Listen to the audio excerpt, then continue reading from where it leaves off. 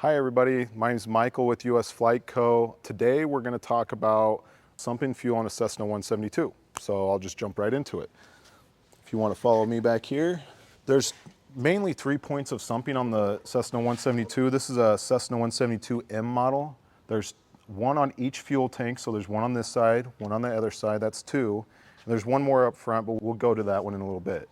So the ideal situation, or the best time to sump fuel, is the first before every flight, after fueling, or anytime you feel like water or foreign object debris got into the fuel system. So to sump, you get yourself a fuel sump. This is one style here. They also make another style that's like a little cup, but this is good. The whole thing is to sump the tank and get the fuel collected into a jar and then look at the fuel. So we're gonna go ahead and just stick the needle up inside the sump, push up and let the fuel drain in.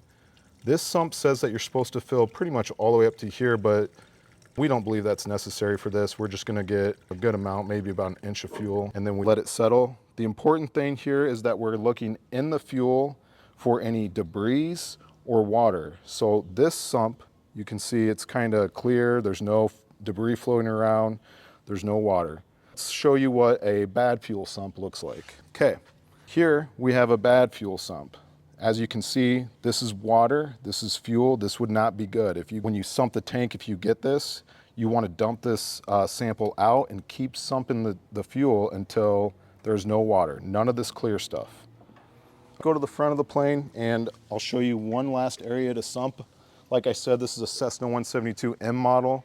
Some of your other Cessnas might have more sumps, they might have less sumps. Just refer to the POH to find out how many sumps your airplane has. This is fuel sump at the front of the plane. It's actually the fuel strainer. It's the lowest part of the fuel system. And the way we sump that is we just pull on this lever back here, and I'm going to spin the cap off so I can catch the fuel. Some pilots just let this drain onto the ground. The best way to do that is to catch the fuel. So we put the can down here, we pull the knob, get a good amount of fuel in there. And as always, you definitely want to let it settle for a little bit. You don't want to just agitate it. You want to be able to look through the fuel and see if there's water or debris. As you can see with this one, we're good here. So that kind of covers how to sump a Cessna 172. Thanks for checking in, and we'll see you next time.